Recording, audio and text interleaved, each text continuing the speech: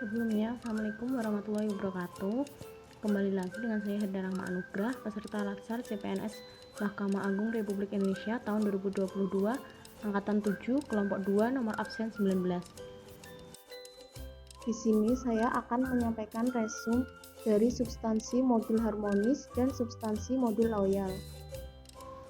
Yang pertama yaitu harmonis. Kami saling peduli dan menghargai perbedaan tanpa membeda-bedakan satu dengan yang lain. Keanekaragaman bangsa dan budaya di Indonesia. Keberagaman bangsa Indonesia selain memberikan banyak manfaat juga menjadi sebuah tantangan bahkan ancaman. Karena dengan kebinekaan tersebut mudah menimbulkan perbedaan pendapat dan lepas kendali. Mudah tumbuhnya perasaan kedaerahan yang amat sempit yang sewaktu-waktu bisa menjadi ledakan yang akan mengancam integrasi nasional atau persatuan dan kesatuan bangsa. Akan tetapi, kita harus senantiasa menjaga keharmonisan dan kerukunan satu sama lain supaya tidak terjadi disintegrasi nasional. Pengertian harmonis. Dalam bidang filsafat, harmoni adalah kerjasama antara berbagai faktor dengan sedemikian rupa hingga faktor-faktor tersebut dapat menghasilkan suatu kesatuan yang luhur. Dapat dicontohkan pada bidang musik. Sejak abad pertengahan, pengertian harmoni tidak mengikuti pengertian yang pernah ada sebelumnya. Harmoni tidak lagi menekankan pada urutan bunyi dan nada yang serasi, tetapi keserasian nada secara bersamaan. Singkatnya, harmoni adalah ketertiban alam dan prinsip atau hukum alam semesta. Panduan perilaku atau kode etik harmonis ada 3. Yang pertama adalah menghargai setiap orang apapun latar belakangnya. Yang kedua, suka menolong orang lain. Dan yang ketiga, membangun lingkungan kerja yang kondusif. Salah satu kunci sukses kinerja suatu organisasi berawal dari suasana tempat kerja. Energi positif yang ada di tempat kerja bisa memberikan dampak positif bagi karyawan, yang akhirnya memberikan efek domino bagi produktivitas, hubungan internal, dan kinerja secara keseluruhan. Ada 3 hal yang dapat menjadi acuan untuk membangun budaya tempat kerja nyaman dan berenergi positif. Yang pertama, membuat tempat kerja yang berenergi.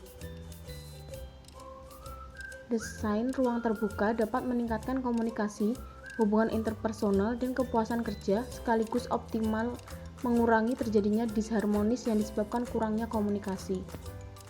Yang kedua, memberikan keleluasaan untuk belajar dan memberikan kontribusi. Dan yang terakhir, yaitu berbagi kebahagiaan bersama seluruh anggota organisasi, tak dapat dielakkan jika pendapatan adalah salah satu motivator terbaik di lingkungan kerja. Peran ASN dalam mewujudkan suasana harmonis. Yang pertama, PNS harus bersikap netral dan adil. Netral dalam artian tidak memihak kepada salah satu kelompok atau golongan yang ada. Adil berarti PNS dalam melaksanakan tugasnya tidak boleh berlaku diskriminatif dan harus objektif, jujur, dan transparan. Kedua, PNS juga harus bisa mengayomi kepentingan kelompok-kelompok minoritas dengan tidak membuat kebijakan peraturan yang mendiskriminasi keberadaan kelompok tersebut. PNS juga harus memiliki sikap toleran atas perbedaan untuk menjunjung sikap netral dan adil karena tidak berpihak dalam memberikan layanan. Yang keempat, PNS juga harus memiliki rasa suka menolong baik kepada pengguna layanan maupun yang terakhir, PNS menjadi figur dan teladan di lingkungan masyarakatnya. Yang dimaksud yaitu bisa menjadi bagian dari problem solver atau pemberi solusi, bukan bagian dari sumber masalah atau troublemaker. Yang selanjutnya adalah loyal. Kami berdedikasi dan mengutamakan kepentingan bangsa dan negara dibandingkan dengan kepentingan pribadi. Secara etimologis, istilah loyal diadaptasi dari bahasa Prancis yaitu loyal yang artinya mutu dari sikap setia. Secara harfiah, loyal berarti setia atau suatu kesetiaan. Kesetiaan ini timbul tanpa adanya paksaan, tetapi timbul dari kesadaran sendiri pada masa lalu. Bagi seorang pegawai negeri sipil, kata loyal dapat dimaknai sebagai kesetiaan, paling tidak terhadap cita-cita organisasi dan lebih-lebih kepada Negara Kesatuan Republik Indonesia atau NKRI. Terdapat beberapa ciri atau karakteristik yang dapat digunakan oleh organisasi untuk mengukur loyalitas pegawainya. Antara lain, yang pertama, taat pada peraturan. Seorang pegawai yang loyal akan selalu taat pada peraturan. Kemudian, bekerja dengan integritas. Secara konsisten, mereka bekerja dengan melakukan hal yang benar, tidak hanya sekedar mengikuti paham atau kepercayaan pribadi, dan tanpa peduli orang lain. Kemudian, tanggung jawab kepada organisasi. Ketika seorang pegawai memiliki sikap sesuai dengan pengertian loyalitas, maka pegawai akan berhati-hati dalam mengerjakan tugas-tugasnya, namun sekaligus berani untuk mengembangkan berbagai inovasi demi kepentingan organisasi. Kemudian, ada kemauan untuk bekerja sama. Bekerja sama dengan orang lain dalam suatu kelompok memungkinkan seseorang anggota mampu mewujudkan impian perusahaan untuk dapat mencapai tujuan yang tidak mungkin dicapai oleh seorang anggota secara individual. Kemudian,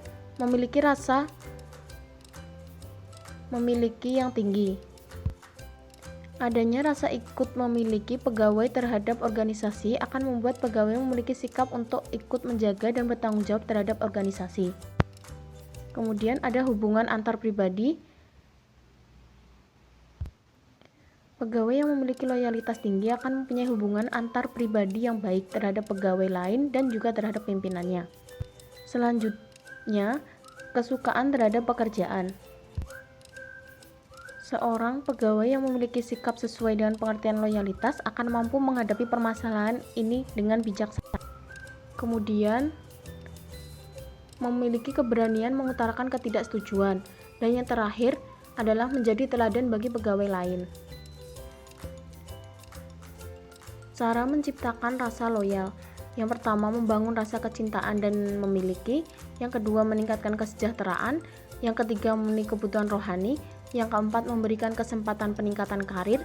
Dan yang terakhir adalah melakukan evaluasi secara berkala. Panduan perilaku atau kode etik loyal. Yang pertama, memegang teguh ideologi Pancasila, Undang-Undang Dasar Negara Republik Indonesia tahun 1945, setia kepada NKRI, serta pemerintahan yang sah. Kedua, menjaga nama baik sesama ASN, pimpinan instansi, dan negara, serta menjaga rahasia jabatan dan negara. Sikap loyal seorang PNS dapat tercermin dari komitmennya dalam melaksanakan sumpah atau janji yang diucapkannya ketika diangkat menjadi PNS sebagaimana ketentuan perundang-undangan yang berlaku. Loyal dalam konteks organisasi pemerintahan. Perwujudan dari implementasi nilai-nilai loyal dalam konteks individu maupun sebagai bagian dari organisasi pemerintahan adalah: yang pertama, ASN sebagai pelaksana kebijakan publik, yang kedua, ASN sebagai pelayan publik, dan yang ketiga, ASN sebagai perekat dan pemersatu bangsa. Sekian video resume yang bisa saya sampaikan, semoga bisa bermanfaat. Akhir salam, wassalamualaikum warahmatullahi wabarakatuh.